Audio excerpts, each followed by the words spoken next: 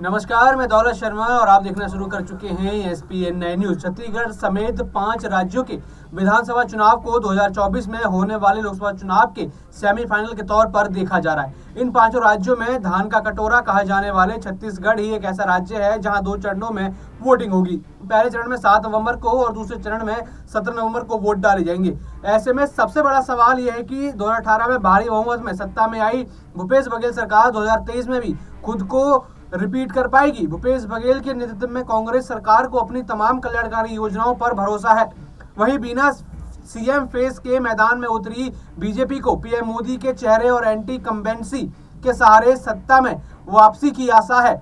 इसी कड़ी में नतीजे के करीब 1 महीने पहले रिपोर्ट्स आपको बता रही हैं और ये रिपोर्ट्स हम आपके सामने पेश कर रहे हैं जहां छत्तीसगढ़ की जनता के मन में क्या है। सर्वे 24 से 30 अक्टूबर के बीच किया गया, जिसमें 25 विधानसभा क्षेत्रों में से 2541 सैंपल साइज लिए गए, जिसमें दर्जनों सवाल मतदाताओं से किए गए। इन्हीं के जवाब लेकर हम आपके सामने आए हैं। सर्वे में लोगों से सवाल किया गया कि क्या वो भूपेश बघेल सरकार के कामों से संतुष्ट हैं।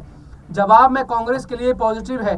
भूपेश सरकार के साथ राज्य की 79% जनता है। राज्य में सिर्फ 34% मतदाता ही भूपेश सरकार से पूरी तरह संतुष्ट हैं। उनकी सरकार से कुछ हद तक संतुष्ट मतदाताओं का प्रतिशत 45 रहा।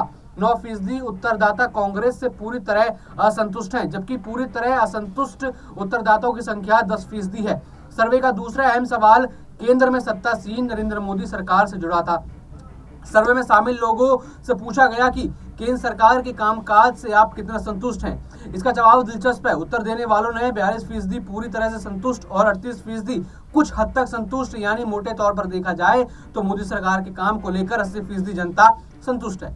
यह आंकड़ा भूपेश सरकार के लिए थोड़ी मुश्किल खड़ी कर सकता है। इसी सवाल के जवाब में कुछ हद तक असंतुष्ट उत्तरदाताओं की संख्या 11 और असंतुष्ट उत्तरदाताओं की संख्या 6% है। छत्तीसगढ़ की जनता से यह भी पूछा गया कि मौजूदा बघेल सरकार के कार्यकाल में आदिवासियों की स्थिति सुधरी या बिगड़ी। इसके जवाब में 45% उत्तरदाताओं ने सुधार की बात की और 21% ने बिगड़ने की बात कही।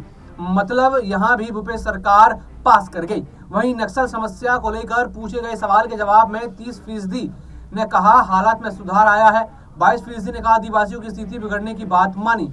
यहाँ भूपेश सरकार खुश हो सकती है। और यहाँ पर देखा जाए तो छत्तीसगढ़ का मैदान बीजेपी के लिए कहीं ना कहीं मुश्किल भरा है, क्योंकि भूपेश बघेल हैं और वापस वो अपनी सरकार रिपीट करना चाहते हैं और इस बीच यहाँ पर जनता के बीच बीजेपी अपनी पैठ बनाने की कोशिश कर रही है। तो देखना होगा कि आखिर चुनावों में क्या होता है और 3 दिसंबर को किसकी किस्मत में सीएम कुर्सी होगी। बाकी और भी ऐसी खबरें जानने के लिए देखते रहिए SPN9 न्यूज। धन्यवाद।